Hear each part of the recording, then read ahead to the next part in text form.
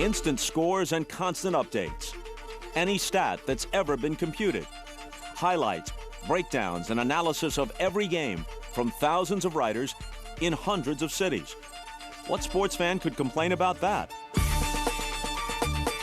But there's also this, the Wild West of the internet, the blogosphere, a virtual bulletin board where anyone can post anything, opinions, photos, videos, all blurring the lines between news and gossip, truth and rumor, commentary and insult. Among the most popular blogs is Deadspin.com, which boasts sports news without access, favor, or discretion as its motto.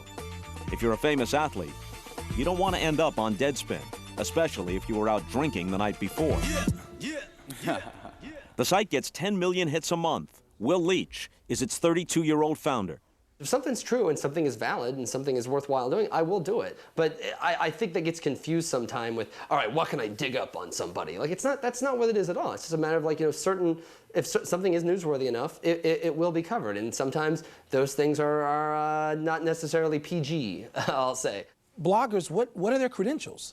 Michael Wilbon is a longtime Washington Post columnist and Pardon the Interruption co-host. Now, I know that there's some bloggers who have great credentials. Most of them have not a damn credential. They don't know anything. It doesn't mean that their opinion isn't worth anything. I don't want to listen to their opinion unless I know what's backing it up. Where's the opinion come from? Just sitting on the couch? You can't just make one sweeping generalization about blogs any more than you can make a sweeping generalization about artists or Swedish people or animals. Mike Schur is a producer and writer of the NBC comedy The Office. He's also a blogger. Schur and his friends, fellow Harvard grads and Hollywood writers, started blogging a few years ago. The name of the blog is Fire Joe Morgan. We don't have any greater dislike for Joe Morgan than about 50 other people.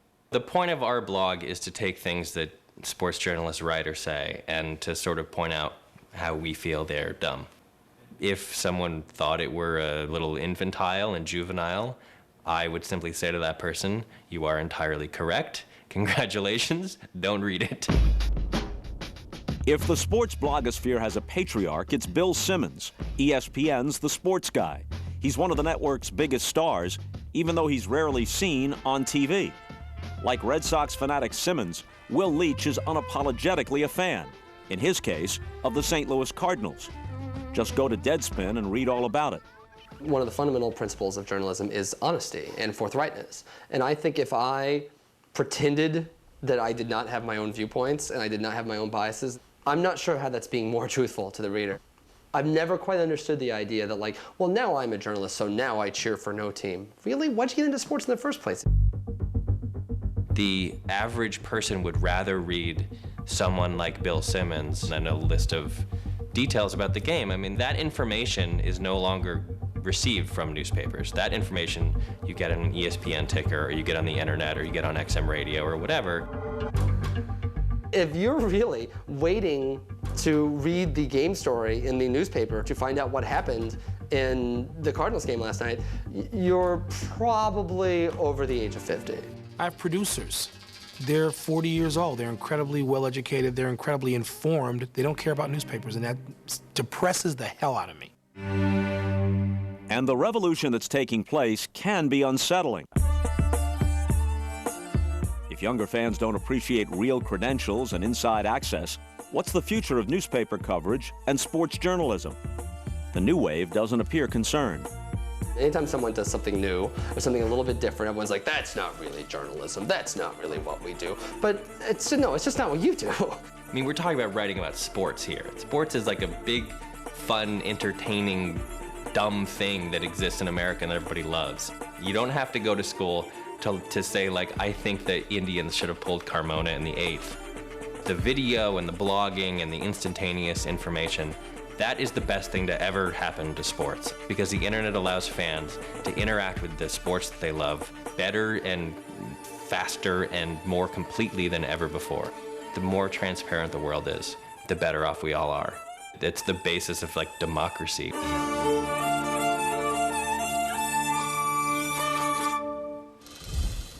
And who's going to take a position against democracy, right? Okay, joining us now at our roundtable here in New York are, as seen in the piece, Deadspin founder and editor Will Leach, who's also the author of the book God Save the Fan. Pulitzer Prize-winning reporter and author of Friday Night Lights, Buzz Bissinger, and Cleveland Browns Pro Bowl wide receiver, Braylon Edwards. All right, Will, we'll start with you. The way this was framed by you and Michael Schur is, hey, what's the problem with having more information and quicker access to it? What's the problem with somebody being able to voice their opinion? Right. Instead of just hearing it from a cab driver, now that cab driver can go on the internet, he can blog, he can be on a site, he can express his opinion. And Schur is 100% right when he says you don't need credentials in journalism to say that the Indians should pull Carmona in the eighth. But those are not the reasonable criticisms of the worst of the sports blogosphere. The reasonable criticism is of the tone of gratuitous potshots and mean-spirited abuse. That's the reasonable criticism. You know, I think that, like, of course, any time that you realize that it's a different thing, it's not news to say that people are different online than they are in person. I think certainly in a lot of ways, there are many things that we might say in an email or might say in the comment sections or so on that we would not say in real life. As an example, to my surprise, I find you very palatable in person. Thank you. Thank you very much. Even likable. Give me talent in person, actually. Oh, thank you. The makeup. I'm just going to interject because I feel very strongly about this. I really think you're full of shit. Okay, well, that's fair Because enough. I think that blogs are dedicated to cruelty. They're dedicated to journalistic dishonesty. They're dedicated to speed.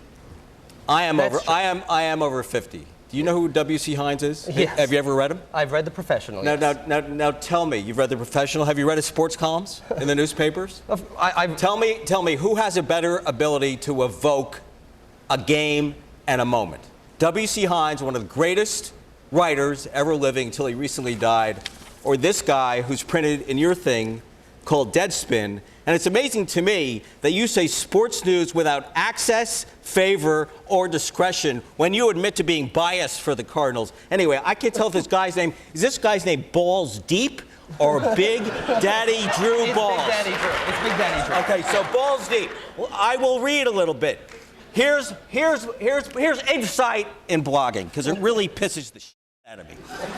You know, until you said that, that wasn't clear. Yeah. But I'm seriously, because it is the complete dumbing down of our society. The complete dumbing down. Yes, blogs are blogs. This column, I got to tell you, I don't spend a lot of time on your blog, but I watched your blog today, and you took an item from Leach. What's his name from Vegas? Robin Leach. Right, yes. So you're taking an item in your blog from Robin Leach's blog about some rumor he heard about Tony Romo. You have no idea if it's true. You don't know if it's bullshit. But let me read about Big Daddy Balls or whatever his name is, which is in your publication, Deadspin. He didn't need every publication. Let me finish. He didn't need to see. Listen to this. He didn't need to see Rich Garza's tits in order to glean insight as to how he pitches. Then in parentheses, this is so fucking clever. Though I've heard Rich Garza's tits are amazing. Shit, he didn't even need to see him play on TV. The difference between how Rick Riley... All right, we get the idea. We get the idea. And for the record, Rich Garza's, I am not familiar with his breasts. How can you be proud of that stuff? How can you be proud of it? And how crying out. All right, let him respond, Buzz. Seriously, go ahead. For crying out loud. Like, you can take anything off the... Of course there's going to be... This is a different voice. This is a new thing. That's a different voice? That's a disgusting voice. Well, maybe you think so, and maybe some people don't. You want to read more? The idea that all of a sudden this group of people that have been doing this for a long time now get to decide, okay, I find this palatable, I don't find this palatable, this has worked, this is effective, I don't like this. Like, I'm sure in 30 years I'm going to sit and be like, wow, I hate the heliographic multi-links that are now. Hold on a second. People, we're going to get to Braylon Edwards in just a moment. But Buzz, I don't know if Buzz would want to moderate his comment, but clearly that isn't everything that's on the internet in general or on blogs in particular. Right. There are a number of sports blogs that are well written, make good points, are insightful, and are funny. But there's a very large percentage where the quality is poor and where the tone is abusive.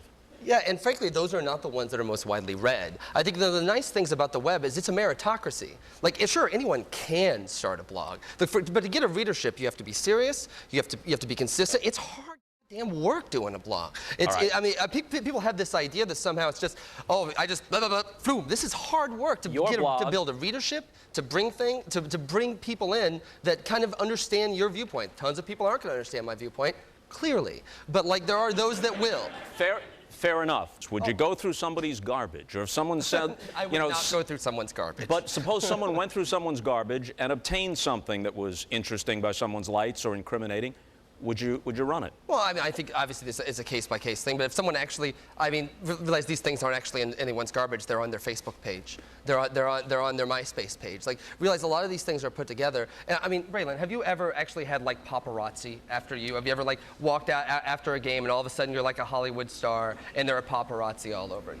No, because nowadays they have cell phones. You don't have to just be flashed and just look out there. Now you can sneak pics on the camera phone. We can't go anywhere without watching ourselves, which we're supposed to do anyway. But there's a certain level of fun you can have. Now, are we doing anything different than athletes did in the 60s and the 70s? Not at all. We're doing the same things they did, but now you have internet, you have Deadspin, you have camera phones, where it's crazy now, so we have to really watch ourselves, and perception is reality. And you see this picture of Matt Lyon, it's like, all these guys are just high-paid partiers, and this is not the case. But this perception is reality. Why do you put? That's what you're trying to get across, isn't it? Isn't that the perception you want to give your audience, that all these guys do is party, fuck around? No, I think what the then why do you post it on your site? Because they're real human beings, and this idea because it's news. Well, certainly, I think you can make an argument about the Liner thing. Let him respond. News. But also for the idea that like if you sit and look at this and you have this idea that like okay. If you look at that picture of Matt Liner, like I can't imagine a reasonable human being being like, you know what, I always liked Matt Liner. I always enjoyed his football playing, but now that I know that he does a beer bong, I no longer can cheer for this guy. There's a real human being aspect. He's 23, 24 years old. Of course that's what he's doing. To me, the people that get upset about that. So you're saying you put it on because it makes him look human. It's also funny. I may be over 50, but I'm not that stupid. It's also funny. Of course it's also funny. So you do it to humiliate him. Oh, come on. Oh, come on, my ass. I agree. Braylon agrees. Two quick things here. Yes, sir. I don't understand the contention that all established media types would feel threatened by the internet explosion. It has poses no threat, so far as I can see, to television people because the games are going to be on, shows like this are going to be on. On the other hand, newspaper circulation is shrinking. People 18 to 34, a recent poll said, let's see, 19% of people ages 18 to 34 are regular newspaper readers. The average age of a newspaper reader is 55 and rising. They're getting some of that same material off the internet. So a writer might feel, even a quality writer like yourself, a little bit of a gathering storm here. Yeah, of course. And maybe that's why I'm so heated and so angry. Because this guy, whether we like it or not, is the future. I'm not the future. I have a son who's 16 who's going to grow up.